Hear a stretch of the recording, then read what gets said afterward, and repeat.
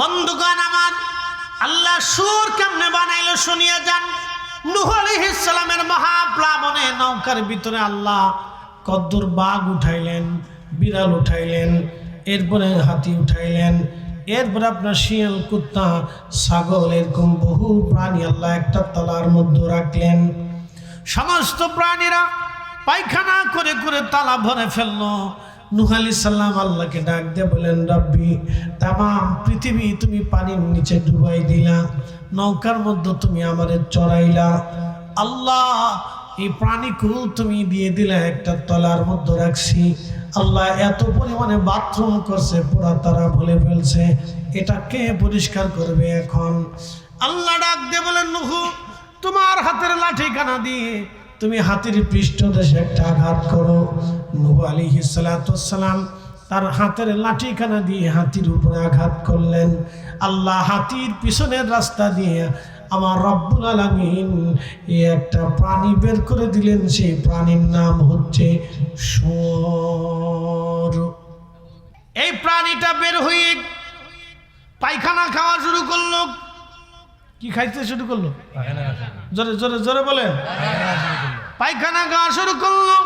এই জন্য শরীয়তের মাসালা হলো, কোন গরু যদি পায়খানা খাওয়ার অভ্যাস হয়, দেখবেন কিছু গরু ময়লা আবর্জনা খেয়ে বেড়ায়।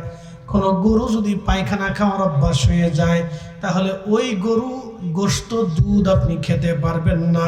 ওই গরুর গোশত, দুধ মুসলমানের জন্য হারাম হয়ে যাবে, যে গরু পায়খানা খাবে। তার মানে আল্লাহ আমাদেরকে পবিত্রটা খাইতে হুকুম দিয়েছে। কথা কন না, ঠিক কিনা? আচ্ছা বলেন, ভাত খাওয়ার আগে কি বলেন? বিসমিল্লাহ আল্লাহ। জোরে বলেন। গরুর গোশত খাওয়ার আগে কি? বিসমিল্লাহ। খাসির গোশত খাওয়ার আগে বিসমিল্লাহ। যদি আপনার সামনে শুয়োরের গোশত দেয়, তাহলে কি করবেন? নাউযুবিল্লাহ। যদি বিড়ি টান দেন, নাউযুবিল্লাহ। নারে তাকবীর, নারে রিসাল। বালা বালা মুসল্লি, বালা বালা করা মুসল্লি হয়েছে আজকে। ইমাম সাহেবের বেতন যদি ৭,০০০ টাকা হয়, এটাও খবর রাখছে। তাহলে একজনে বিড়ি খরচা করলে মাসে ৩,০০০, ইমাম সাহেবের বেতন ৭,০০০, বাকি রইল কয় হাজার? ৪,০০০। তার মানে আপনি বুঝেন, এবার চিন্তা করেন, তাহলে ইমাম সাহেবের সাথে আপনারা জুলুম করতেছেন, ইমাম সাহেবের সাথে অন্যায় করতেছেন। ইমাম সাহেবের এই বেতনে চলে না। কথা কন না কেন?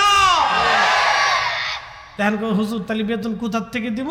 মুসল্লি টাকা দেয় না। কথা তো সত্য, বিড়ির পিছে খরচা করে, কিন্তু ইমামের মসজিদের বেতন হিসেবে 200 টাকা মাসে দেয় না। ঠেকাইতে ঠেকাইতে ঠেকাইতে ঠেকাইতে নিয়ে রমজান মাসে ঠেকাই দিয়ে তারপরে ঠিক মতো দেয় না, পরে দেখা করবানি। আর দেখা হইছে না। মসজিদ কমিটি কিয়ামতের ময়দানে হালখাতা দিয়ে বইতে হবে, টাকা যা পাবো দিয়ে যায় না। একসাথে বলেন আল্লাহু আকবার, নারে তাকবীর, নারে রিসালাত। তাহলে শুয়োর দুনিয়াতে আসার পরে কি খাইলো? পায়খানা। জোরে বলেন, কি খাইলো? খালি কি মানুষের পায়খানা?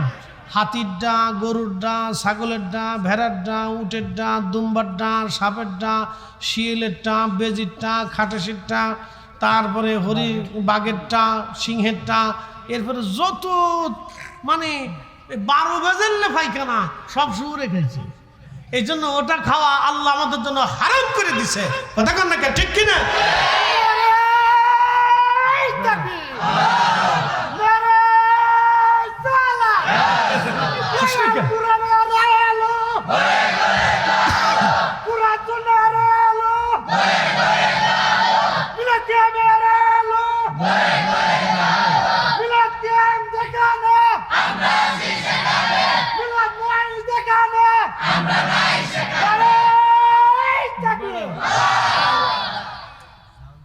বেড়ার মধ্যে গলার মতো যদি ৫,০০০ লোকের গলা এক লগে হয়ে, আর এক লগে যদি মাধবপুরে যে মিছিল দেয়, তা কেমন হইব?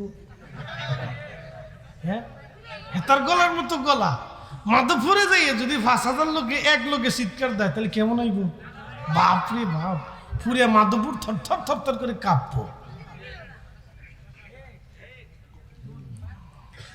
প্রিয় ভাইরা আমার, এই জন্য গরুর গোশত হালাল, শুয়োরের গোশত হারাম। কতক্ষণ ঠিক কিনা?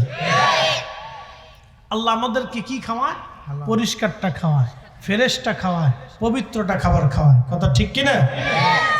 প্রিয় বন্ধু, খুব মনোযোগ দিবেন। আমি আমার মূল আলোচনার মধ্যে ফিরে যাই। হযরত ইমাম হুসেন রাদিয়াল্লাহু আনহু, আমার রব আমার আল্লাহ তাকে সম্মান দিলেন।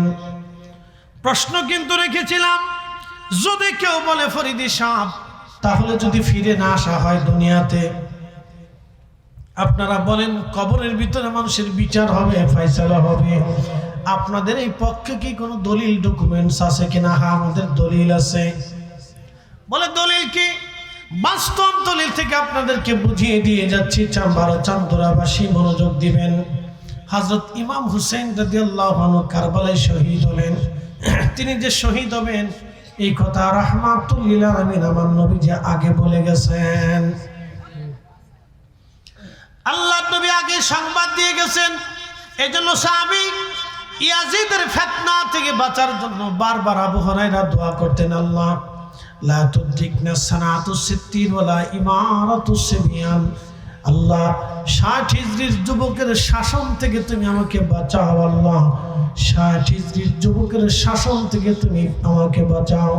কারণ সে এমন একজন ব্যক্তি হবে যে ইমাম হোসেনকে শহীদ করবে, মদিনাতুল মুনাওয়ারা আক্রমণ করে মানুষদেরকে হত্যা করবে, নবীর মসজিদে নামাজ বন্ধ করে দেবে, আল্লাহর ঘর কাবা হামলা করবে এবং কাবা শরীফে এসে আগুন ধরায় দিবে। কাবা শরীফে আগুনকে ধরাইলো ইয়াজিদ। কে ধরাইছে? জোরে বলেন কে? কাবা শরীফে আগুন ধরাইলো ইয়াজিদ। আজকে যারা খোদার ঘর মসজিদ পুরাইয়া দিয়া যারা বলতেছে পীরের দরবারে ভণ্ডামি হয়, ওই যে শেরপুরের এক দরবার ভেঙে ফেলে দিল, সেই দরবারের মসজিদে আগুন দিয়ে দিল। যারা আগুন দিল তারাও ইয়াজিদের দালাল। কথা কন না কেন? কারণ আল্লাহর ঘর হেরেমেন, আল্লাহর ঘর কাবাতে হামলা করে আগুন ধরিয়ে দিয়েছিল ইয়াজিদ। সে খোদার ঘর পর্যন্ত আগুন ধরিয়ে দিয়েছিল। অতএব সমস্ত মসজিদের মা হলো কাবা, বাইতুল্লাহ। ইন্না আউওয়ালা বাইতিন উদিয়া লিন-নাসি লাল্লাযী বিবাক্কাতা মুবারাকান হুদাল লিল আলামিন।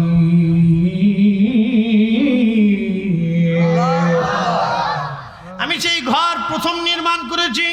এই ঘরকে কেন্দ্র করে তামাম পৃথিবীতে আমি আল্লাহ হেদায়েত চালু করব। অতএব আপনার বাড়ির মসজিদের মা হলো কাবা। আপনার বাড়ির মসজিদকে সম্মান করলে কাবাকে সম্মান করা হবে। আপনার বাড়ির মসজিদে পবিত্র করলে মূলত কাবাকে পবিত্র করা হবে। অতএব আল্লাহর ঘর মসজিদে যারা হামলা দিয়ে আগুন জ্বালিয়ে দেয় তারাও ইয়াজিদের দালাল। কি কথা কন না কেন? যারা বলেন তারা ইয়াজিদের, কোনো সন্দেহ? কোনো সন্দেহ নাই। পুরো টুপি মাথায় দেওয়া হোক আর পাগড়ি মাথায় দেওয়া হোক, যাদের হাতে আল্লাহর ঘর মসজিদের নিরাপত্তা নাই তাদের কাছে এ দেশের কোনো নিরাপত্তা হতে পারে না। সচ্চে মুসলমান তারা নামে মুসলমান, ইমানদারের ইমান নিয়ে করছে যারা খেলা, ওরাই তো আসলে ইয়াজিদেরই চেলা। দাড়ি টুপি পাগড়ি আছে দেখতে মাওলানা, ভিতরে নাই নবী প্রেম ইয়াজিদে ভরা। মাধবপুরবাসী বাড়া চান্দুরাবাসী খুব মনোযোগ দিবেন।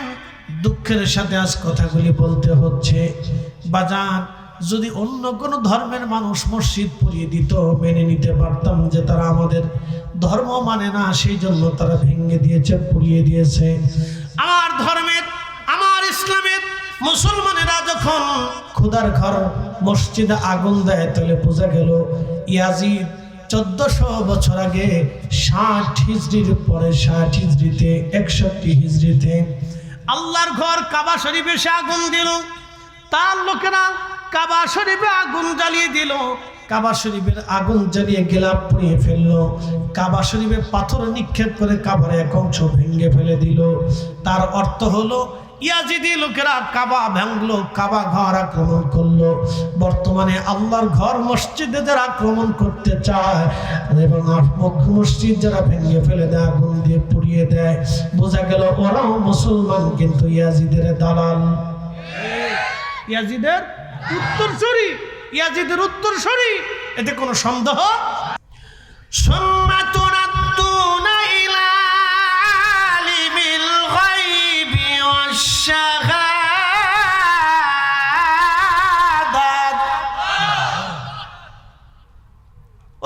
তোমরা আল্লাহর কাছে চলে যাবে। আল্লাহর কাছে চলে যাওয়ার পরে আমার রব তোমার গোপনে ওপনে, তোমার ভিতরে বাইরে সব তিনি জানেন। কি করবেন তিনি? ফায়ুনাব্বিউকুম বিমা কুনতুম তা'মালুন।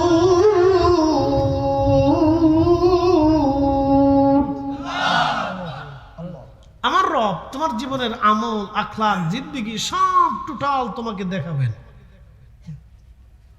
আল্লাহ তোমার আমল নামা তোমাকে দেখেন, তুমি এটা করছো, এটা করছো, এটা করছো, এটা করো নাই, করো নাই, এটা করছো, এটা করছো, এটা করছো, করো নাই, করো নাই, আল্লাহ সব সেই দিন দেখাবে। প্রেমাদপুরবাসী বারা চান্দুরাবাসী খুব মনোযোগ দিয়ে শুনে যাবেন আপনি। হযরত ইমাম হুসেন রাদিয়াল্লাহু আনহু শহীদ হলেন 60 হিজরি। 60 হিজরির পরে তিনি শহীদ হলেন 61 হিজরির দিকে। আর আবু হুরায়রা রাদিয়াল্লাহু আনহু ইন্তেকাল করলেন 59 হিজরিতে।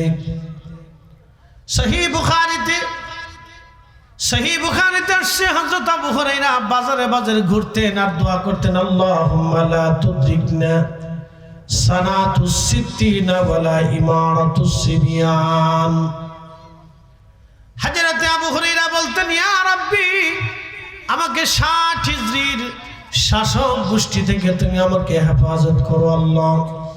60 হিজরির ওই যুবকের শাসন থেকে তুমি আমাকে হেফাজত করো আল্লাহ।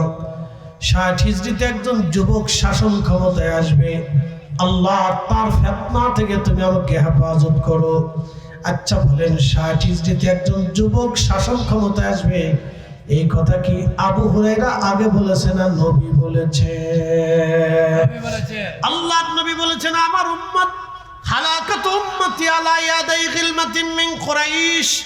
সহিহ বুখারীতে নবীজি বললেন, কুরাইশ বংশের এক যুবকের মাধ্যমে আমার মুসলমান ধ্বংস হবে। কুরাইশ বংশের এক যুবকের মাধ্যমে মুসলিম ধ্বংস হবে। কুরাইশ বংশের যুবকের মাধ্যমে মুসলমান ধ্বংস হয়ে যাবে। ওই কুরাইশ বংশের যুবককে এর ব্যাখ্যা করতে যাইয়া বিশ্ববিখ্যাত মুহাদ্দিস আল্লামা ইমাম হাজর আসকালানি আশ-শাফিঈ রাদিয়াল্লাহু আনহু তিনি সহিহ বুখারীর শরহ গ্রন্থ ফাতহুল বারীতে তিনি লেখেন, হযরত আবু হুরায়রা প্রত্যেক বাজারে বাজারে দোয়া করতেন আর বলতেন, আল্লাহুম্মা লা তুদরিকনা সানাতুস সিত্তিন ওয়ালা ইমারাতুস সিবিয়ান। আল্লাহ আমাকে 60 হিজরির যুবকের শাসন থেকে তুমি আমাকে বাঁচাও। 60 হিজরির যুবকের শাসন থেকে তুমি আমাকে বাঁচাও। ইমাম হাজর আসকালানি বলেন, আল্লাহর নবীর হাদিস আর আবু হুরায়রার দোয়া থেকে বোঝা যায় 60 হিজরিতে যে যুবক মুসলমানদের ক্ষমতায় এসেছিল তার নাম ইয়াজিদ। তখন ইয়াজিদের বয়স মাত্র 34 বছর ছিল।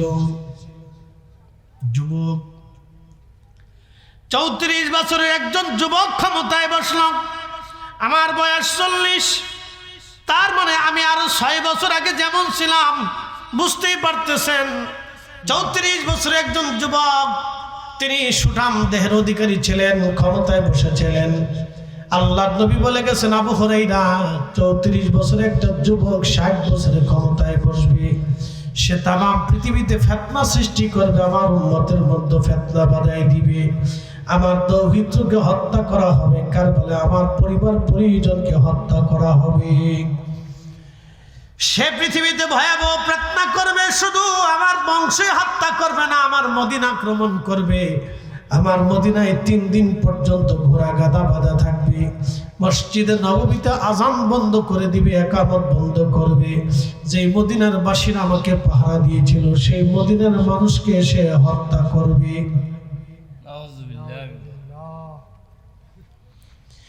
এজন্য হযরত আবু হুরায়রা বলতেন, আল্লাহ ওই 60 হিজরি আসার আগে আমার মৃত্যু দিয়ে দাও, কারণ ওই উদ্দেশ্য আমি সহ্য করতে পারবো না।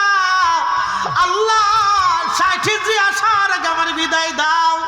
অতএব যারা ইয়াজিদকে ভালো বলতে চায় তাদের সাথে আমাদের আমিন নিয়ে ঝগড়া তেমন না, ঝগড়া হলো তাদের ইমানের সাথে, বিশ্বাসের সাথে আমাদের ঝগড়া। তারাই বলে আল্লাহ রসুলের আব্বা আম্মা দুইজন কাফের ছিল, নবীর আব্বা আম্মা দুইজন জাহান্নামে চলে গেছে। যারা রসুলের আব্বা আম্মাকে কাফের বলতে চায়, আমরা সুন্নিরা তাদেরকে মুসলমানই মনে করি না। কথা কন না কেন? হাত জায়গার মান ঠিক না বেঠি? আগে হলো ঈমান। আল্লাহু আকবার।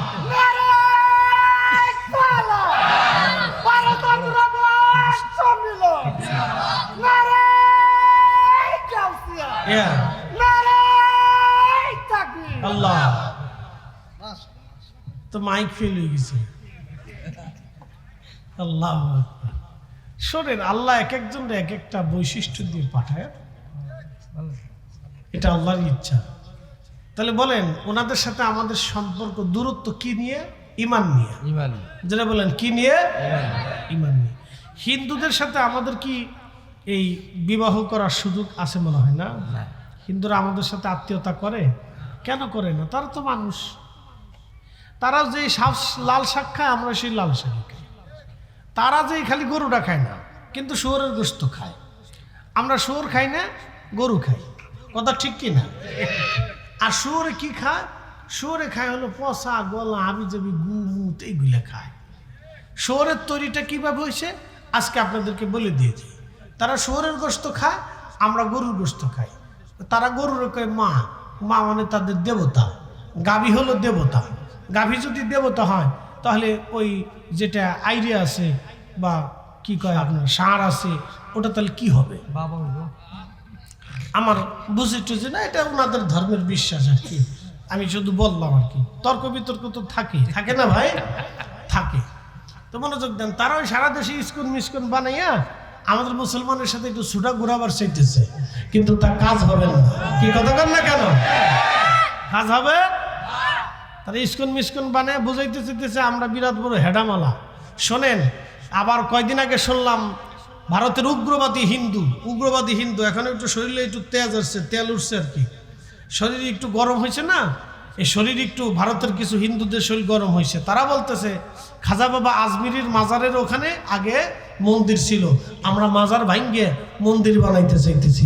ওরা জানে না খাজা বাবার সাথে ওদের 14 পুরুষও কোনোদিন যুদ্ধ করে পারে নাই। এখন খাজা বাবার মাজারে হাত দিলে তাদের অস্তিত্ব যে বিলীন হবে, ভারত টুকরা টুকরা হবে, ওরা এখনো বুঝে নাই। কথা কন না কেন? ঠিক কিনা? ওরা এখনো জানে না যে কত লাশ ফিরে যাবে। ওরা জানে না যে খাজা বাবার মাজারে হাত দিলে যে কি হবে, ওরা জানে না। কি কথা কন না কেন? ওরা জানে না। এরা দিন দিন আমাদেরকে উত্তপ্ত করতে চাইতেছে। আমরা উত্তপ্ত হতে চাচ্ছিলাম না, আমরা ঠান্ডাই ছিলাম। কথা ঠিক কিনা? আমরা ঠান্ডা আছি, এরা জানে না। মুসলমানের জিহাদি তেজ এরা জানে না।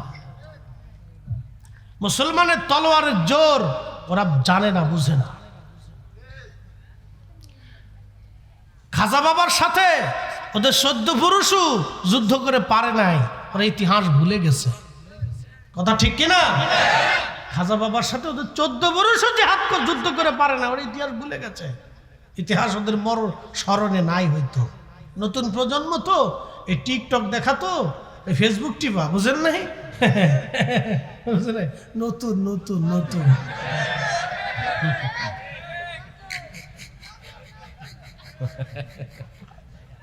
নতুন নতুন বুঝে নাই, বুঝছে না, বুঝবে না। তো খুব মনোযোগ দিয়ে একসাথে জোরে বলেন তো আল্লাহু আকবার। আরো জোরে বলেন। তো তাদের সাথে আমার দূরত্ব হলো বিশ্বাস নিয়ে। কথা ঠিক কিনা? তাদের সাথে আমাদের আর কোনো ঝগড়া এই রাজনীতি একসাথে করতেছে, বাজার ব্যবসা। আচ্ছা বলেন তো, আমাদের বাংলাদেশে যদি আমরা হিন্দুদের বাজার থেকে দোকান থেকে সদাই না করি তো করবে কেনা? কি কথা কর না কেন? তাদের সাথে যদি আমরা ব্যবসা না করি তো তাদের সাথে ব্যবসা করবে কে? কথা ঠিক আছে না? তার মানে বোঝা গেল এখনো আমরা সম্প্রীতি বজায় রাখা আছি, সম্প্রীতি বজায় আমরা রাখছি। কোনো দূরত্ব নাই তাদের সাথে, শুধু বিশ্বাসগত তফাৎ আছে। তারা একটা বিশ্বাস করে, আমরা একটা বিশ্বাস করি, কিন্তু রাজনীতি, অর্থনীতি, সমাজনীতি, চলাচল, ব্যবসা বাণিজ্য সব আমরা একসাথে করি, তাদের সাথেই করি। আমি নিজেও হিন্দুর দোকান থেকে বাজার করি, হাজার হাজার মুসলমানের দোকান থেকে আমি হিন্দুর দোকানে যাবো কেন যাই? যে আমার ভিতরে কোনো বৈষম্য নাই, আমি সাম্প্রদায়িকতা আমার অন্তরে নাই, যে হিন্দু মানুষ সেও ব্যবসায়ী, আমি কাস্টমার, আমার মন চাইছে আমি তার কাছ থেকে কিনছি। কথা ঠিক কিনা? তার মানে আমাদের অন্তরে সাম্প্রদায়িকতা নাই, কিন্তু তারা মাঝে মধ্যে খুঁচাইতে চাইতেছে, মানে বালা জিনিস খুঁচাইয়ে গাও বানাইতে চায়, খালি খুঁচাই গাও বানাইতে চায়। বাংলাদেশে আমার জীবনে এই আমার জন্মের পর থেকে আজও পর্যন্ত দেখি নেই বাংলাদেশে হিন্দু মুসলমান দাঙ্গা হয়েছে, দেখছেন আপনারা? না, এলাকা ভিত্তিক মারামারি, এটা রাজনীতি নিয়ে হোক, এই এলাকা ভিত্তিক টুকটাক ঝগড়া ফাসাদ সব জায়গায় আছে না ভাই? কিন্তু সামগ্রিকভাবে হিন্দু মুসলমানের দাঙ্গা, এটা আমি আমার জন্মের পর থেকে আজও পর্যন্ত দেখি নাই। এগুলি তারা সৃষ্টি করতে চাচ্ছে, কিন্তু আমরা এটা হতে দিতে পারি না। আল্লাহ রসুল বলছেন, তোমাদের অধীনে যদি কোনো বিধর্মীরা থাকে তাহলে তাকে ন্যায়সঙ্গত তার অধিকার তোমরা বাস্তবায়ন করবা। একসাথে বলবেন না মারহাবা? ন্যায়সঙ্গত অধিকার বুঝতে পারছেন? আমার দেশে আমার যে অধিকার আছে তারও একই অধিকার আছে, আমরা তারে ঠিক সেমি অধিকার দিছি, অধিকার আগামীতেও দিয়ে যাব, এটা চলতে থাকবে। এটা আল্লাহর আইনেও চলবে, গণতান্ত্রিক আইনেও চলবে। তো যাই হোক, তাদের সাথে আমাদের কোনো এই দেশীয়ভাবে সাম্প্রদায়িকতার কোনো দূরত্ব নাই। হ্যাঁ, মতামত নিয়ে বিশ্বাস নিয়ে তফাৎ আছে, সেটা তারা একটা বিশ্বাস করে। তো শুয়োরের গোশত এটা কেন হারাম আপনাদেরকে বুঝাই। শুয়োর আল্লাহ তৈরি করলেন কখন? নূহ আলাইহিস সালামের কি হলো? আপনি উঠেন কে? বেজার হইছেন নি? না না না, ফেসা ফেসে ধরতে পারে, যান ওটা সাইডে আসেন। ওটা থাকলে জ্বালা, ওটা ফ্যাটের ভিতরে থাকলে খালি জ্বালাতন করে। আল্লাহ কি একটা কাজ করছে দেখেন, উপর দিয়ে ডুহান, নিচ দিয়ে বাইর করে দেয়।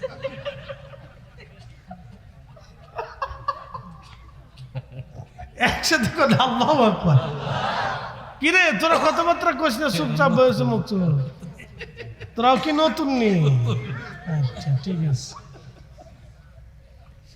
কথাবার্তা কইস কি? আল্লাহর কায়দা, ভিতর দিয়ে উপর দিয়ে ডুহাইয়া এরপরে ভিতরে খুব সুন্দর করিয়ে আল্লাহ এটার বাটান চালান দেয়, তারপরে এটার খালাস করে দেখে যা চলে যা, আবার ভিতর দিয়ে ডুহায়, আবার এই বাটান চালান দিয়ে খালাস করে দেয়।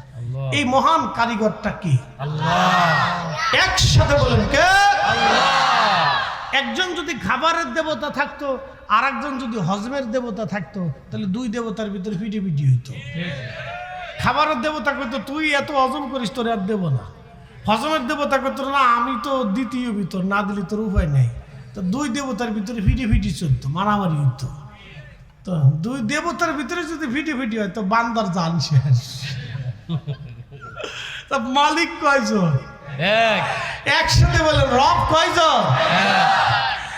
قل هو الله أحد الله الصمد لم يلد ولم يولد। হাবিব আপনি বলে দেন, আমি রব, আমি আল্লাহ, আমি একজন, আমি আল্লাহর কোনো শরীক নাই, আমি আল্লাহ জন্ম নেই না, জন্ম দেই না। একবার জোরে বলা যাবে কি মারহাবা? তুমি রহমান, তুমি মেহেরবান, তুমি রহমান, তুমি মেহেরবান। অন্ধ গাহে না শুধু তোমার গুণগান, বলেন অন্ধ গাহে না শুধু তোমার গুণগান, বুঝে না তবু শান, তুমি রহমান, তুমি মেহেরবান। কখনো তোমাকে যদি ভুলি, হেদায়েতের আলো জেলে নিও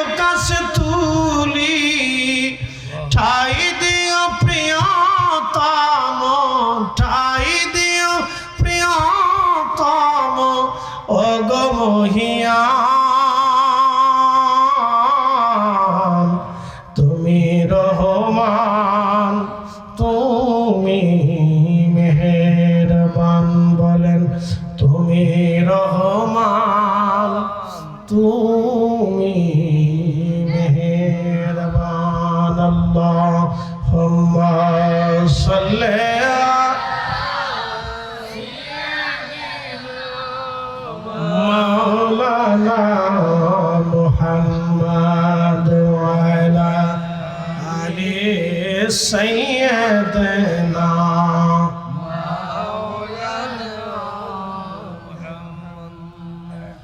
বন্ধুগণ আমার, আল্লাহ সুর কেমনে বানাইলো শুনিয়া যান।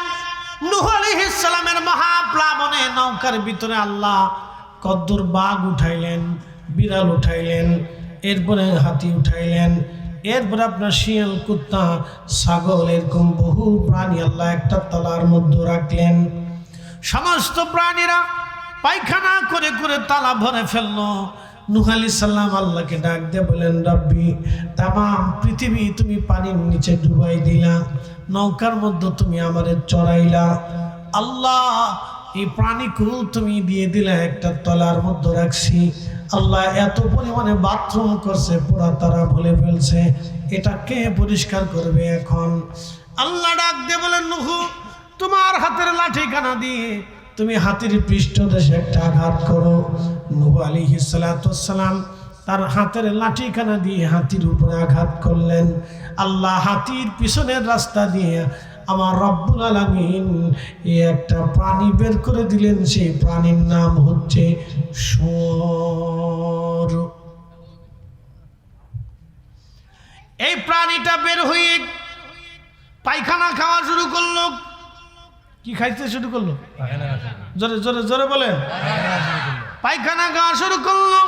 এই জন্য শরীয়তের মাসালা হলো, কোন গরু যদি পায়খানা খাওয়ার অভ্যাস হয়, দেখবেন কিছু গরু ময়লা আবর্জনা খেয়ে বেড়ায়। কোনো গরু যদি পায়খানা খাওয়ার অভ্যাস হয়ে যায়, তাহলে ওই গরু গোশত, দুধ আপনি খেতে পারবেন না।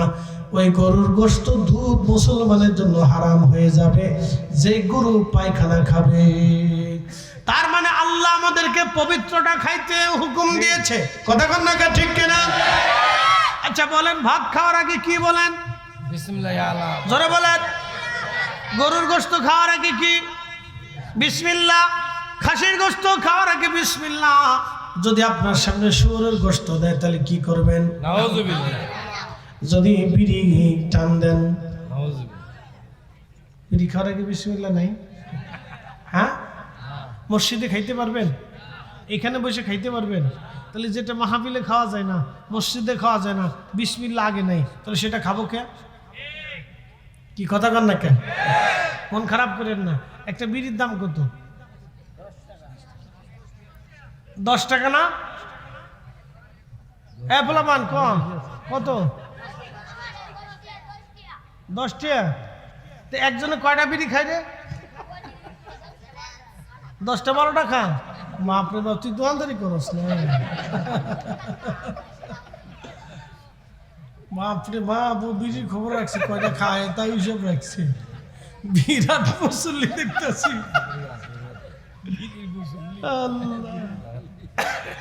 আচ্ছা 10টা 12টা যদি খায়, তাহলে 10 টাকা করে এলে, তাহলে একদিনে 10টা বিড়ি খেলে কত টাকা খরচা হলো? হ্যাঁ কও কও, জোরে কও। তাহলে 30 দিনে কত টাকা খরচা হইল? বাপরে বাপ, অঙ্কে পাকা। হ্যাঁ, মুসল্লিও পাকা, অঙ্কেও পাকা। 3000 টাকা।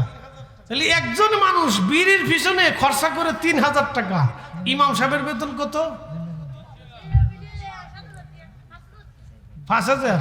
বাপরে বাবু, ইমাম সাহেব কয়টা বেতন পাই হেতাও খোঁজ রাখছি। মুসল্লি সব সামনে, সব করা মুসল্লি। না রে থাকবে, না রে রিসাল, বালা বালা মুসল্লি, বালা বালা করা মুসল্লি হয়েছে আজকে। ইমাম সাহেবের বেতন যদি 7000 টাকা হয়, এটাও খবর রাখছে। তাহলে একজনে বিড়ি খরচা করলে মাসে 3000, ইমাম সাহেবের বেতন 7000, বাকি রইল কয় হাজার? 4000। তার মানে আপনি বুঝেন, এবার চিন্তা করেন, তাহলে ইমাম সাহেবের সাথে আপনারা জুলুম করতেছেন, ইমাম সাহেবের সাথে অন্যায় করতেছেন। ইমাম সাহেবের এই বেতনে চলে না। কথা কন না কেন?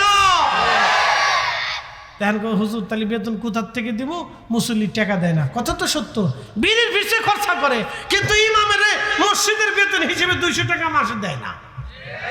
ঠেকাইতে ঠেকাইতে ঠেকাইতে ঠেকাইতে নিয়ে রমজান মাসে ঠেকাই দিয়ে তারপরে ঠিক মতো দেয় না, পরে দেখা করবানি। আর দেখা হয়েছে না। মসজিদ কমিটি কিয়ামতের ময়দানে হালখাতা দিয়ে বইতে হবে যে টাকা যা পাবো দিয়ে যায় না।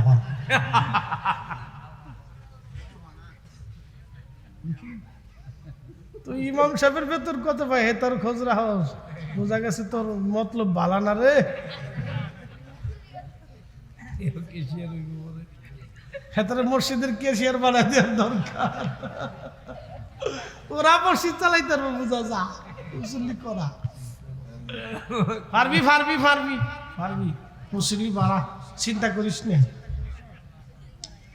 আল্লাহ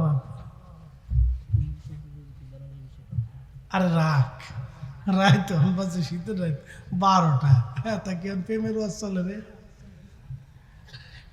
একসাথে বলেন আল্লাহু আকবার, নারে তাকবীর, নারে রিসালাত। তাহলে সুর দুনিয়াতে আসার পরে কি খাইলো? পায়খানা। জোরে বলেন কি খাইলো? খালি কি মানুষের পায়খানা? হাতির ডা, গরুর ডা, ছাগলের ডা, ভেড়ার ডা, উটের ডা, দুম্বার ডা, সাপের ডা, শিয়ালের ডা, বেজির ডা, খাটাসের ডা, তারপরে হরি বাঘের ডা, সিংহের ডা, এরপরে যত মানে 12 বেজেলে পায়খানা সব শুয়ে খাইছে। এই জন্য ওটা খাওয়া আল্লাহ আমাদের জন্য হারাম করে দিছে। কথা কন না, ঠিক কিনা?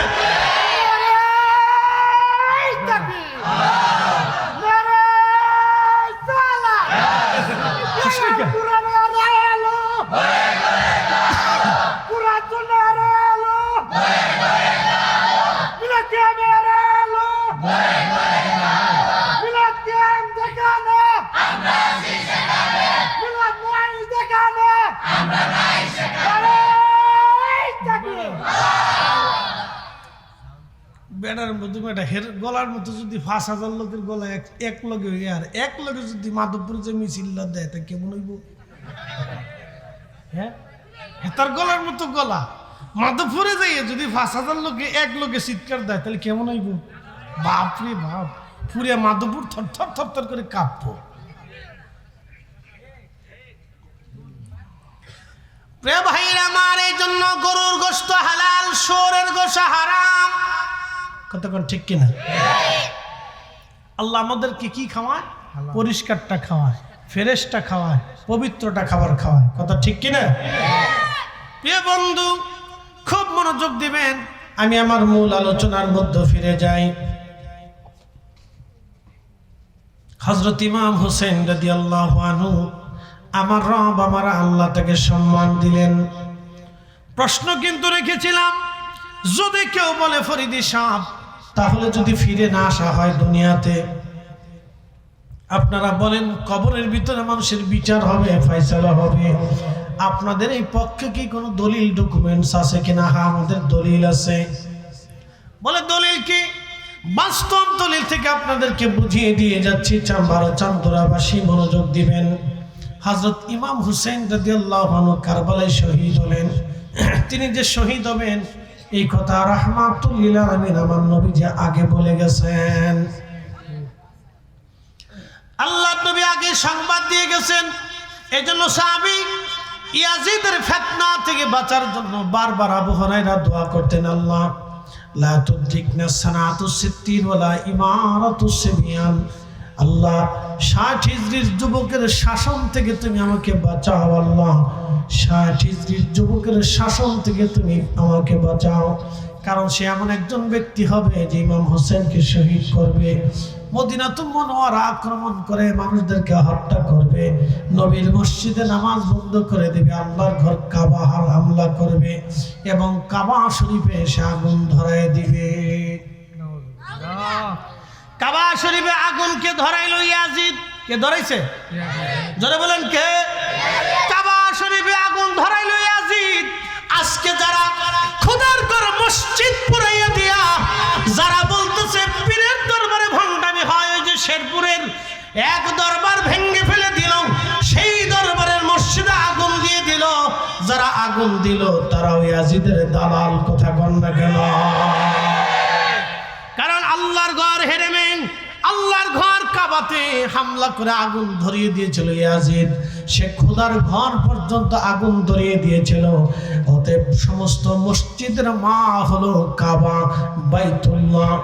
ইন্না আউওয়ালা বাইতিন উদিয়া লিন-নাসি লাল্লাযী বিবাক্কাতা মুবারাকান হুদাল লিল আলামিন।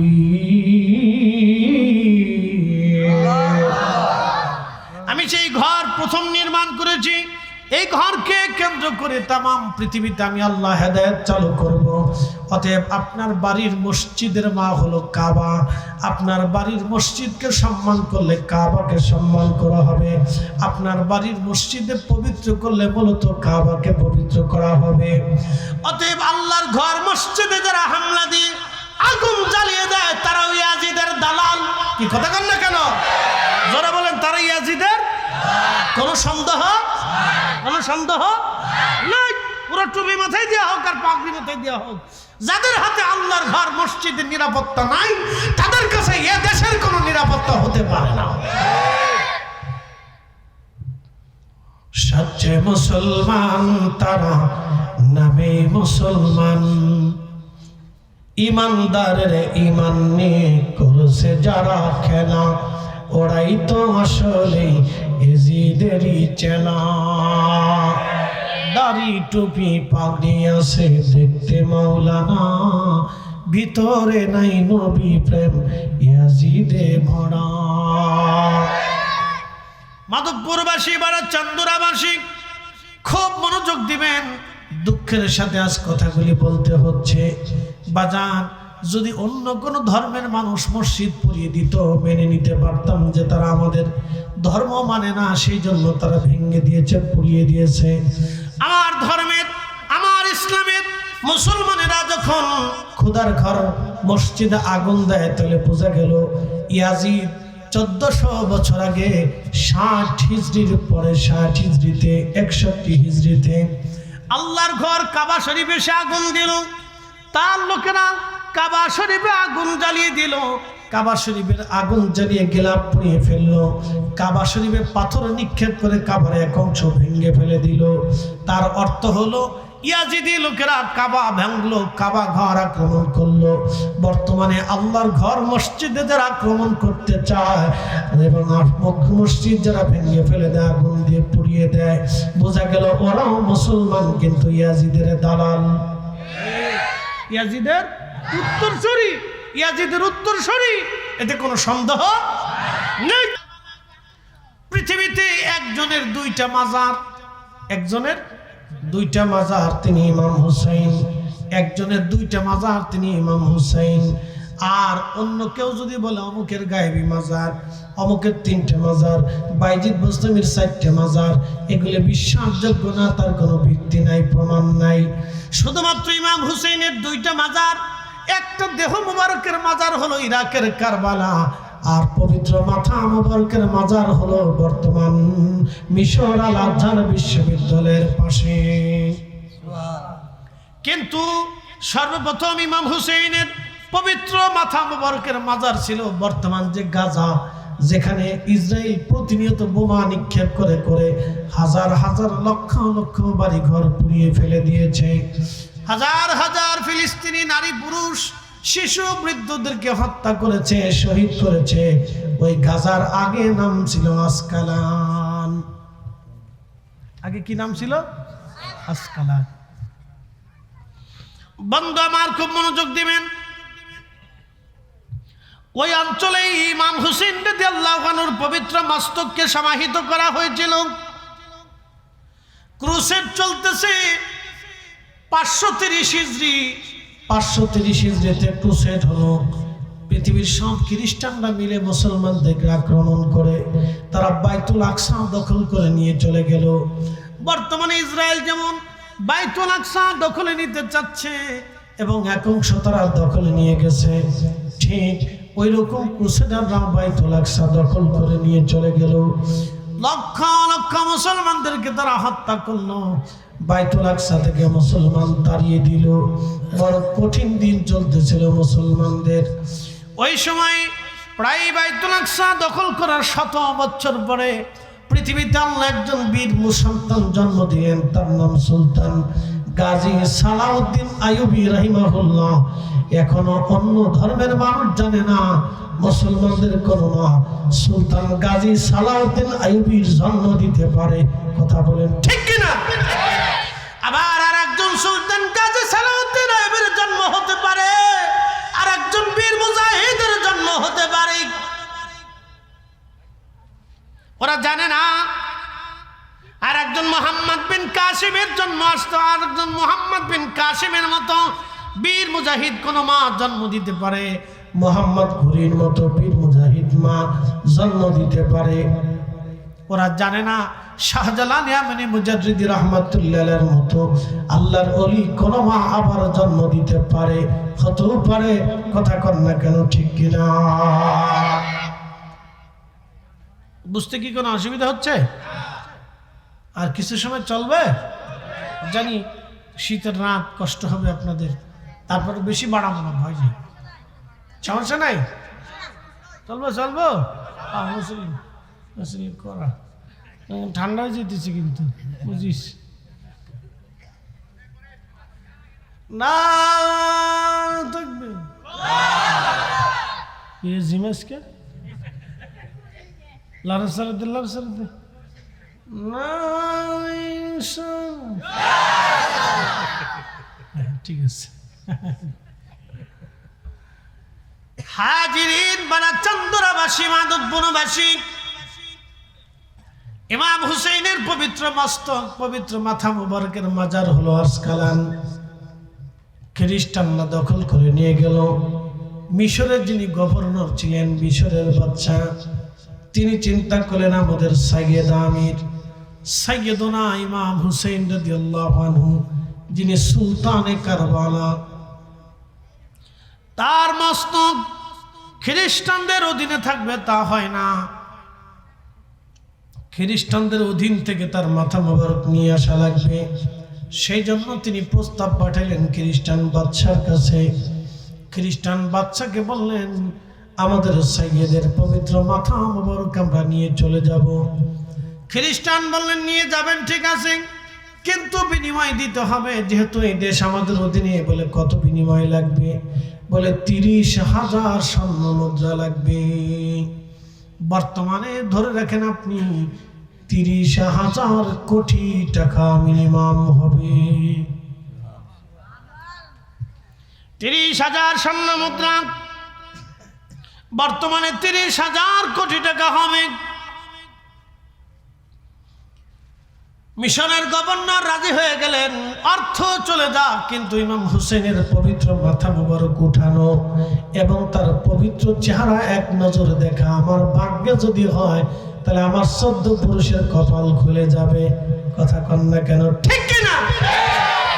ইসলাম ও মুসলমান সত্য, কবর সত্য, এই ঘটনার থেকে শুনে যাবে। আবার আসিব ফিরে ধানসিঁড়ি তীরে নবান্নে বাংলায়, হয়তো শালিকের বেশে, না কুত্তার বেশে, না বানরের বেশে, না শিয়ালের বেশে, না হাতির বেশে। এই সমস্ত বিশ্বাস পৃথিবীতে আদৌ নাই, কখনো এই সমস্ত বিষয় হবে না। তা বাস্তব থেকে আজকে বুঝে যাওয়ার দরকার। কথা বল, ঠিক কিনা?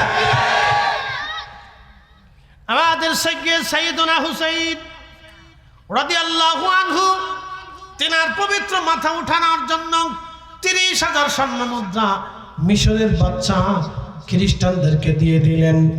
মিশরের বাদশা তিনি তার পবিত্র মাথা ওঠানোর জন্য নিয়ে আসার জন্যে সৈন্য সামন্ত নিয়ে, উলামায়ে কেরাম নিয়ে, লোক লস্কর নিয়ে তিনি রওনা হয়ে গেলেন। আওলাদে রাসূলের পবিত্র মাথা মোবারক আসার আগে বহু দূর থেকে উনি ওনার পায়ের জুতা খুলে ফেললেন। এমনকি সমস্ত সৈন্য সামন্ত আলেম উলামা যারা ছিলেন সবাই তাদের নিজেদের পায়ের জুতা খুললেন। আস্তে হয়ে গেল না, জোরে বলেন। কি খুললেন? কোথাকার জুতা? পায়ের। জোরে বলেন। পায়ের জুতা কেন খুললেন? ইমাম হুসেনকে সম্মানের জন্য। কথা ঠিক কিনা? কিসের জন্য? সম্মানের জন্য। এই জন্য তরিকতপন্থী যারা আছে সুন্নি, এই জন্য আমরা সুন্নিদের আদব হলো বড় জিনিস। কথা ঠিক কিনা? আদব যার নাই তার 4 পয়সাও দাম নাই। আচ্ছা, বলে আদব কি জিনিস বুঝাইতেছি। একটা ছেলে এই লেখাপড়া করতে করতে করতে করতে ধরেন ডিসি হলো, ডিসি ধরেন ডিসি হলো, তো ডিসি অফিসে সে বসে আছে, যেহেতু জেলার সে প্রধান। জেলার কিন্তু মেইন প্রধান হচ্ছে জজ। ডিসির উপরে জজের পাওয়ার, এসপির উপরও জজের পাওয়ার। জজ যা বলবে ওই জেলাতে তাই চলবে।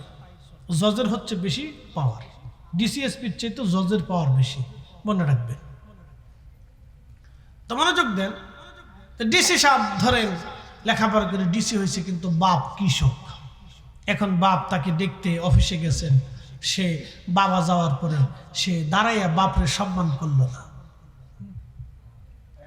তাহলে এবার আপনি বলেন তার ডিসি হওয়ার কোনো মূল্য আছে? সে আদব না বিয়াদব? একসাথে বলেন, আদব না বিয়াদব? তো ডিসি এত লেখাপড়া করার পরেও, বিশেষ কমপ্লিট করার পরেও, পরীক্ষা নিরীক্ষা করার পরে, একটা অফিসার হওয়ার পরে যদি তার বাপকে সম্মান না দেয়, তাহলে বোঝা যাবে তার জীবনের লেখাপড়া সব মাটির সাথে মিশে গেছে। ও তার সার্টিফিকেটের ভিতরে কোনো 4 পয়সাও মূল্য নাই, মূল্যহীন হয়ে গেছে আদব না থাকার কারণে। ঠিক মুসলমানদের আদব যদি না থাকে, আলেমদের আদব যদি না থাকে, তরিকতপন্থীদের আদব যদি না থাকে, তাহলে তার জীবন আর কিছুই থাকে না। কথা বলে ঠিক না ঠিক? এই জন্য আদব হচ্ছে মেন জিনিস। এই জন্য আদবের তাগিদে আমরা বাবা মার পায়ে কদমবুসি করতাম, বাবা মার হাতে পায়ে চুমা দিতাম। এটারে আজকে বেদাত শিরিক বানাইয়া আমার দেশের লক্ষ লক্ষ ছেলেদেরকে বেয়াদব বানাই ফেলছে। আপনি দেখবেন লক্ষ লক্ষ ছেলেরা মোটর সাইকেল একটা ফাঁসার নিচে হইলে খালি সামনে ভুম ভুম ভুম। ও বাপ চিনে না, চাচা চিনে না, উস্তাদ চিনে না, মাস্টার ছিলেন না, মুরব্বী চিনে না, কিচ্ছু চিনে না। পরে কয়েকদিন পরে যে মাধবপুরের নিচে ট্রাকের নিচে যায় ঠিক করে কাইতে ফুটছে। পরে যায় ঢাকা পঙ্গু হসপিটাল, একটা ঝুলাই থুই দিচ্ছে। কি কথা দেখেন, পঙ্গু হসপিটালে যায় দেখেন যে যত রুগী আছে সবই মোটরসাইকেল অ্যাক্সিডেন্ট, ল্যাংড়া ল্যাংড়া। বেয়াদবি করবি, ল্যাংড়া হয়ে মরবি। কথা কন না কেন, ঠিক কিনা? বেয়াদবি করবি, ল্যাংড়া হয়ে মরবি, উপায় নাই।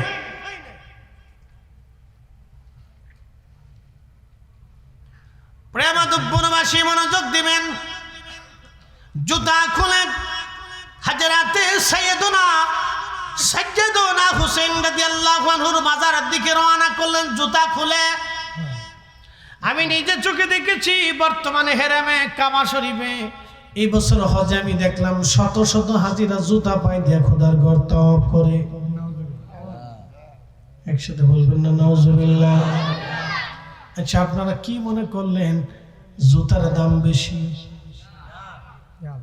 তো জুতার দাম বেশি নইলে সে জুতা পাই দিয়ে কাবা ঘর তাওয়াফ করার কারণটা কি? এর অর্থ হলো এটা আব্দুল ওহাব নজদির রেজাল্ট, ফলাফল। কথা কন নাকি, ঠিক কিনা? আব্দুল ওহাব নজদির অনুসারী হইলে যা হবার তা হয়ে গেছে। ও জুতা পাই দিয়েও কাবা ঘর তাওয়াফ করছে, কাবারে কিছু মনেই করে নাই। সিস্টেম মনে করে নামের আগে হাজি লাগানো, মিস্টার হাজি, মিস্টার হাজি।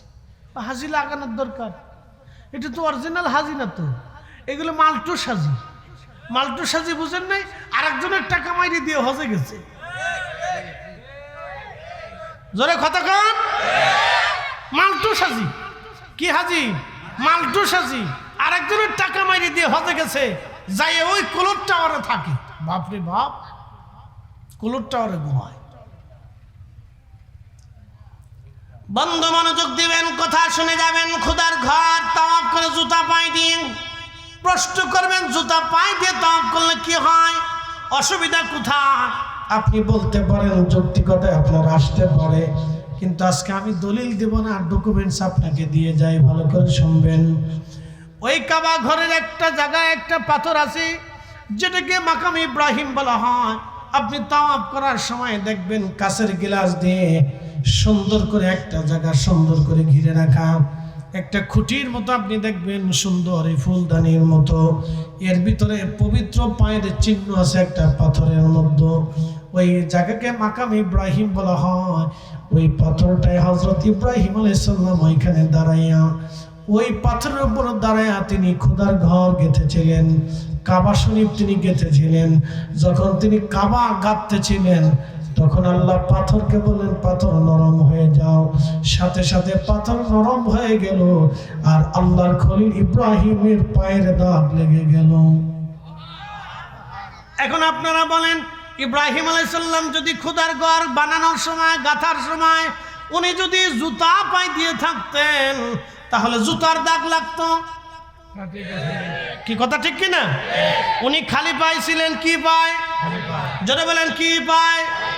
আল্লাহর খলিল যদি খোদার ঘর বানানোর সময় খালি পায়ে থাকে, তাহলে আমরাও তওয়াব করব, কি পায়? একসাথে বলেন কি পায়? জুতা পাই দিয়া বেয়াদবি, কথা কন না কেন, ঠিক কিনা? জুতা পাই দিও, আপনাদের বাড়ির মসজিদে জুতা পাই দিয়ে ঢুকতে দিবেন? হ্যাঁ, বাটাম চালান চলবে।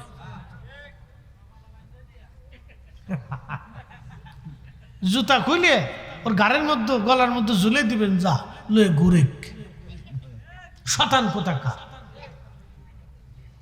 শুনিয়া যান মাধবপুরবাসী, মনোযোগ দিবেন।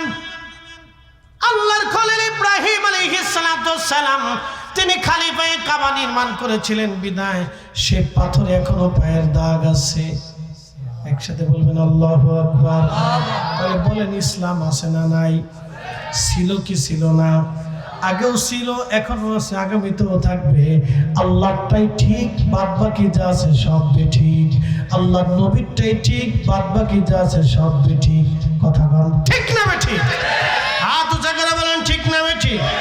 একসাথে বলেন আশহাদু আল্লাহ ইলাহা ইল্লাল্লাহু ওয়াহদাহু লা শারীকা লাহু ওয়া আশহাদু আন্না মুহাম্মাদান আবদুহু ওয়া রাসূলুহু সাল্লাল্লাহু আলাইহি ওয়াসাল্লাম। একবার জোরে বলা যাবে কি মারহাবা? হাজারিন খুব মনোযোগ দিবেন। হযরতে ইমাম হুসাইন রাদিয়াল্লাহু আনহুর মস্তকানার জন্য আমরা খালি পায়ে রওনা। সমস্ত মিশরের বাদশা থেকে শুরু করে আমির উমরা আলেম ওলামা সৈন্য সামন্ত ইমাম হুসেন রাদিয়াল্লাহু আনহু রওজা মুবারকে গেলেন।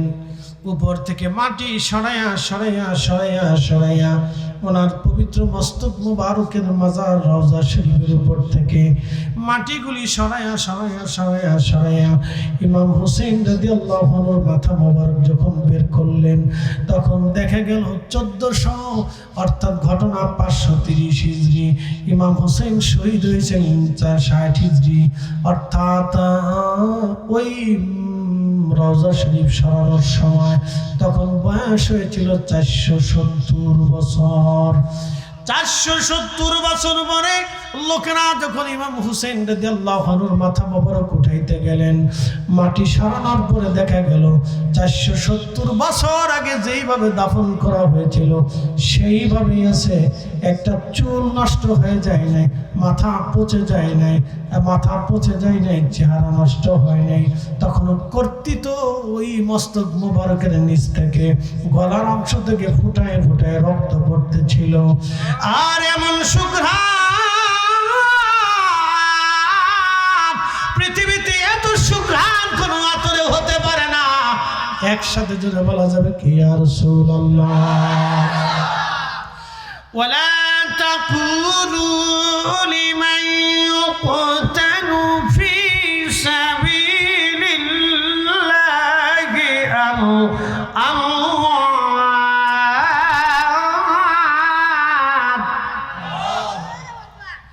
আল্লাহর পথে যারা জীবন দেয় তাদেরকে মরা মনে করিও না, তারা মরা না।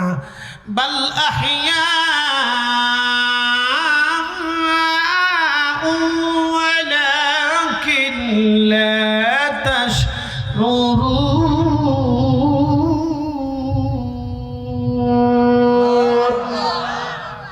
বরং তারা জিন্দা জিন্দা জিন্দা জিন্দা জিন্দা। কে বলছে? আল্লাহ। একসাথে বলেন কে? তাহলে এই কোরআন শরীফের আয়াত যে সত্য, আল্লাহ সত্য কথা বলেছেন, তার বাস্তব প্রমাণ হলো 470 বছর পরে ইমাম হুসাইন রাদিয়াল্লাহু আনহুর মাজার মুবারক থেকে ওনার পবিত্র মস্তক মুবারক ওঠানোর সময় দেখা গেল একটা চুল নষ্ট হয় নাই, ওনার চেহারার লাবণ্যতা নষ্ট হয় নাই, ঠোঁট নষ্ট হয় নাই, কান নষ্ট হয় নাই, চোখ নষ্ট হয় নাই, ভুরু নষ্ট হয় নাই, দাড়ি নষ্ট হয় নাই, ওনার কর্তৃত্ব গলার ওখান থেকে তখনও তাজা তাজা রক্ত ঝরে ঝরে পড়তেছে। তার মানে বোঝা গেল ইমাম হুসাইন রাদিয়াল্লাহু আনহু রওজা মুবারকে তখনও জিন্দা। এর অর্থ হলো ইসলামে যেই কথা বলা হয়েছে, আল্লাহ বলেছেন তোমরা কবরে আসবা, সুম্মা তুরাদ্দুনা ইলা আলিমিল গায়বি, আমি আল্লাহর কাছে আসবা, আমি তোমার গোপনে গোপনে সব জানি। ফায়ুনাব্বিউকুম বিমা কুনতুম তা'মালুন, তুমি যা করো না কেন আমি সব আল্লাহ পাক সেই দিন তোমাকে দেখাবো। আল্লাহর এই কথাটাও সত্য। বাল আহইয়াউ ওয়ালাকিন লা তাশউরুন, বাল আহইয়াউ, তারা জিন্দা জিন্দা জিন্দা। কোরআন বলল তারা জিন্দা, আসলেই তারা কবরের ভিতরে জিন্দা। তার অর্থ হলো ইসলাম সত্য, আল্লাহ সত্য, নবী সত্য, আখিরাত সত্য, কবর সত্য। আবার আসিব ফিরে ধানসিঁড়িটির তীরে নবান্নে বাংলায়, হয়তো শালিকের বেশে এমন কোনো আকীদা বিশ্বাস লালন পালন করে 4 পয়সাও দাম হবে না। এগুলি সব মানুষের বানানো বিশ্বাস। কথা বলেন ঠিক না বেঠে? তাহলে ইসলাম যে সত্য এতে কোনো সন্দেহ? একসাথে বলেন সন্দেহ। ইমাম হুসাইন রাদিয়াল্লাহু আনহুর মাথা মোবারক উঠানো হলো কত বছর পরে? 470। জোরে বলেন কত বছর? আরো জোরে বলেন কত বছর? তখনও ওনার মাথা মোবারক যেই রকম সেরকম।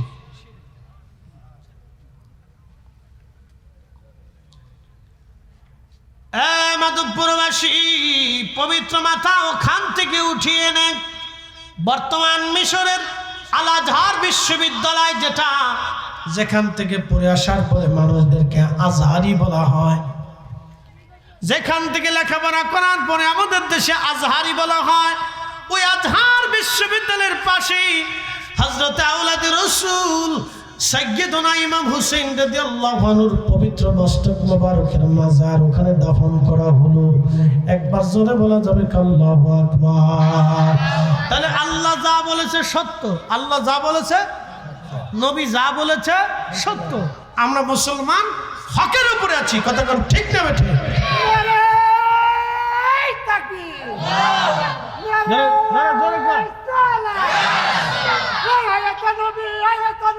জিন্দাবাদ নবী, জিন্দাবাদ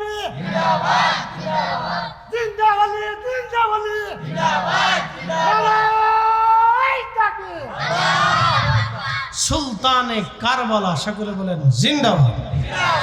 সুলতানে কারবালা বলেন জিন্দাবাদ। একসাথে বলা যাবে মারহাবা। আপনারা কি বলছিলেন? ইসলাম আছে, হক না বেহক?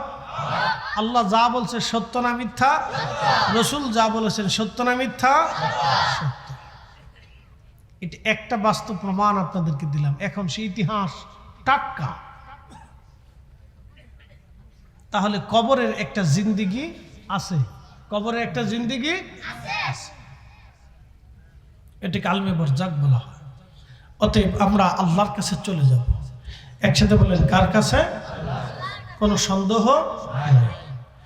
ইন্না লিল্লাহি ওয়া ইন্না ইলাইহি রাজিউন।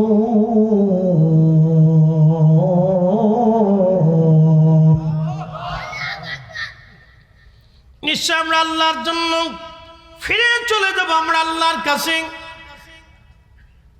অবশ্যই আল্লাহর কাছে ফিরে চলে যাব। কোনো উপায় আমাদের আর নাই, অবশ্যই আল্লাহর কাছে চলে যাব। আল্লাহ আমাদের হিসাব নিকাশ করবেন। সেই দিন আল্লাহ বললেন, আল-ইয়াওমা নাখতিমু আলা আফওয়াহিহিম ওয়া তুকাল্লিমুনা আইদিহিম ওয়া তাশহাদু আরজুলুহুম বিমা কানু ইয়াকসিবুন।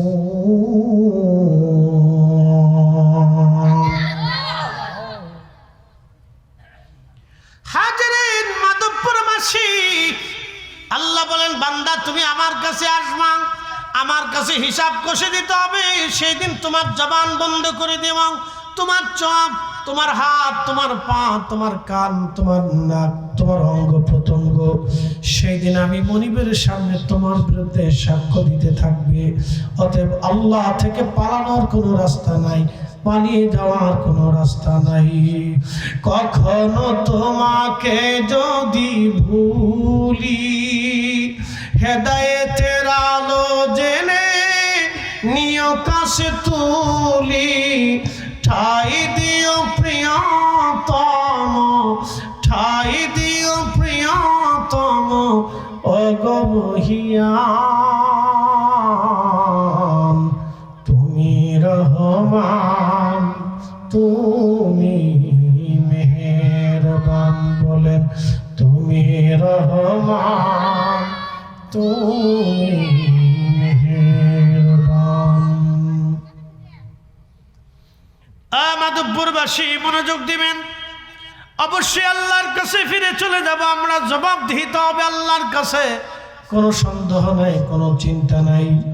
আহা, শহীদরা মরে না, শহীদরা মরতে পারে না, তারা বাস্তবতা থেকে বলে দিয়ে যায়। আল্লাহর নবী একদিন মদিনার রাস্তা দিয়ে হেঁটে হেঁটে যাচ্ছিলেন, ঠিক এমন সময় রহমতের নবী কি সালামের জবাব দিয়ে বলেন ওয়ালাইকুম আসসালাম ওয়া রাহমাতুল্লাহি ওয়া বারাকাতুহু। তখন সাহাবীরা বললেন হুজুর, আপনি সালামের জবাব কেন দিলেন? কে আপনাকে সালাম দিল? আল্লাহর নবী বললেন, সাহাবীরা আমাকে সালাম দিয়েছে, আমার জাফর আমাকে সালাম দিয়েছে, হযরত জাফর আমাকে সালাম দিয়ে গেল। আল্লাহর নবী বললেন, সাহাবীরা রে, মুতার প্রান্তরে আমার জাফরকে কাফেররা শহীদ করে দিয়েছিল। মুতার যুদ্ধে কাফেরের সংখ্যা ছিল 2 লক্ষ, মুসলমানের সংখ্যা ছিল মাত্র 3000। 3000 মুজাহিদ নিয়ে 3 লক্ষ কাফেরের বিরুদ্ধে মুসলমান জিহাদ করে বিজয় এনেছিল। ওই যুদ্ধে মুসলমানদের 3 জন সেনাপতি শহীদ হয়েছিলেন। হযরত খালিদ বিন ওয়ালিদ তিনি সর্বশেষ সেনাপতি ছিলেন। উনি 1 হাত দিয়ে তলোয়ার চালান নাই, ওই যুদ্ধে তিনি 2 হাত দিয়ে তলোয়ার চালিয়েছিলেন। তিনি কোনদিন এরপর থেকে উনি 2 হাত দিয়ে তলোয়ার চালাইতেন। উনি যুদ্ধে 1 হাত দিয়ে তলোয়ার চালাইতেন না, 2 হাত দিয়ে সমানভাবে তিনি তলোয়ার চালাইতেন। মুতার প্রান্তরে খালিদ বিন ওয়ালিদ একটা তলোয়ার ভাঙে নাই, 8টা তলোয়ার ভেঙেছিল। একসাথে বলবেন আল্লাহু আকবার। কয়টা তলোয়ার ভেঙেছিল? 8টা তলোয়ার ভেঙেছিল। খালিদ বিন ওয়ালিদ 8টা তলোয়ার মুতার যুদ্ধে ভেঙেছিল ওনার হাতে। তাহলে কি পরিমাণে যুদ্ধ করেছিলেন। কিন্তু মুসলমানদের একজন সেনাপতির নাম জাফর। জাফর ছিলেন নবীর আপন চাচাতো ভাই, হযরত আলী রাদিয়াল্লাহু আনহুর আপন ভাই। জাফর যুদ্ধ করতেছিলেন, কাফেররা ভিড়ের মধ্যে জাফরের 1 হাতে কালেমার পতাকা ছিল, আর 1 হাত দিয়ে তিনি লড়াই করতেছিলেন। কাফেররা যে হাত দিয়ে পতাকা ধরে রেখেছিল, ওই হাতটা কাফেররা তলোয়ার দিয়ে কেটে ফেলে দিল। জাফরের 1 হাত চলে গেল, আর 1 হাত দিয়ে তলোয়ার পতাকা চেপে ধরলেন, কারণ ইচ্ছা এই পতাকা জমিনে পড়তে দিবেন না। কালেমার পতাকা হাতে নিয়ে জাফর 1 হাত দিয়ে লড়াই করতেছিলেন, জিহাদ করতেছিলেন। কাফেররা ওই হাত কেটে ফেলল। হযরত জাফর রাদিয়াল্লাহু আনহু ওই হাত কেটে ফেলে দেওয়ার পরে হযরত জাফর কামড় দিয়ে কালেমার পতাকা চেপে ধরেছিলেন। তারপরেও সেই দিন জাফর কালেমার পতাকা জমিনের মধ্যে পড়তে দেয় নাই। জীবন দিয়ে হযরত জাফর প্রমাণ করে গেল, হে রব, আপনার কালেমার পতাকাকে আমরা ভালোবাসি। মাধবপুরের সুন্নি মুসলমান, এই পতাকা উড্ডীন করার জন্য, এই কালেমার পতাকা রক্ষা করার জন্য, এই কালেমার পতাকা রক্ষা করার জন্য আমরা মাধবপুরবাসী, আমরা প্রত্যেকটা মুসলমান এই কালেমার পতাকা রক্ষা করার জন্য জীবন দেওয়ার জন্য আমরা প্রস্তুত আছি। কথা বলেন ঠিক না ঠিক? হাত উঁচু করে বলেন ঠিক না ঠিক? আমাদেরকে কবুল করুন, বলেন আমিন। বন্ধু আমার, খুব মনোযোগ দিয়ে কথাগুলি শুনে যাবেন। হযরত জাফরের 2টা হাত কাফেররা কেটে ফেলে দিল, তাতে কি হবে? তিনি পতাকা জমিনে পড়তে দেন নাই, কামড় দিয়ে পতাকা ধরে রেখেছিলেন। এই কঠিন ত্যাগের কারণে আমার রব আমার আল্লাহ তার দুইটা হাতের বদৌলতে আল্লাহ দুইটা পাখা বানাই দিলেন। আল্লাহর 8টা জান্নাত সহ দুনিয়া ভূমণ্ডল নবমণ্ডল, যেখানে খুশি সেখানে জাফর উড়ে উড়ে উড়ে উড়ে ঘুরে বেড়াইতো। আল্লাহর নবী বললেন, আমি মদিনা দিয়ে হেঁটে যাচ্ছি, আমার জাফর আমার পাশ দিয়ে উড়ে যাওয়ার সময় আমাকে সালাম দিয়ে গেল, আমি নবী তার সালামের জবাব দিলাম। একসাথে বলা যাবে কি মারহাবা। কখনো তোমাকে যদি ভুলি, হেদায়েতের আলো জেলে নিয় কাছে তুলি, ঠাই দিও প্রিয়তম ওগো, ঠাই দিও প্রিয়তম ওগো মহিয়ান, তুমি রহমান তুমি মেহেরবান। বলেন তুমি রহমান তুমি মেহেরবান। অন্ধ গাহে না শুধু তোমার গান, বলেন অন্ধ গাহে না শুধু তোমারি গুণগান, বুঝে বুঝে না তবু শান, তুমি রহমান তুমি মেহেরবান। লা ইলাহা, জোরে জোরে, এক মিনিট। জবান কে দিছে? আপনাদের এলাকায় বুবা আছে? আছে না? নাম কি? বুবার নাম কি? হ্যাঁ, রইস মিয়া। ফরুক?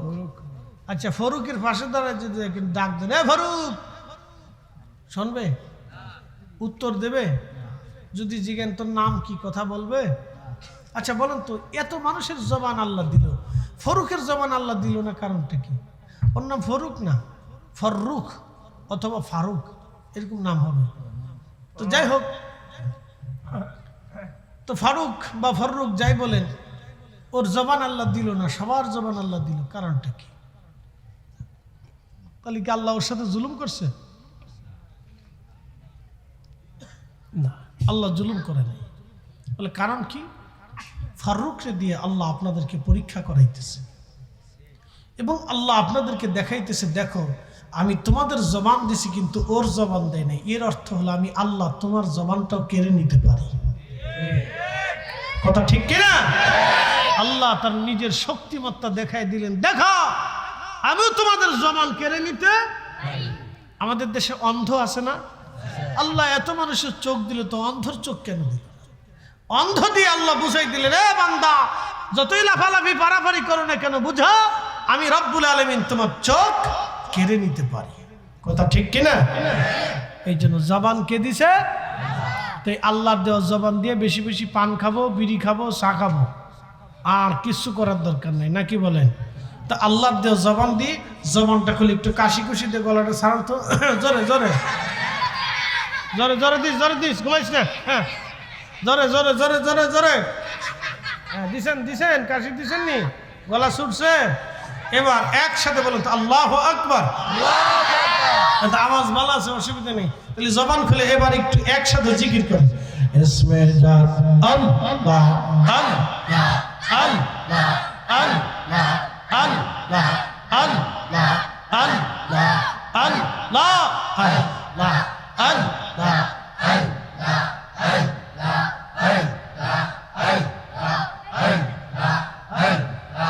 আল্লাহ তোমার লীলা कहला क्यों बोझे क्यों बोझे ना अल्लाह तुम्हार लीला कहला क्यों बोझे क्यों बोझे ना जा कौ के राखो गस तला ते कौ के राखो बाला खानाए अल्लाह कौ के राखो गाछ तो लाते कौ के राखो बाला खानाए अल्लाह তোমার লীলা খেলা কেউ বোঝে কেউ বোঝে না আল্লাহ আল্লাহ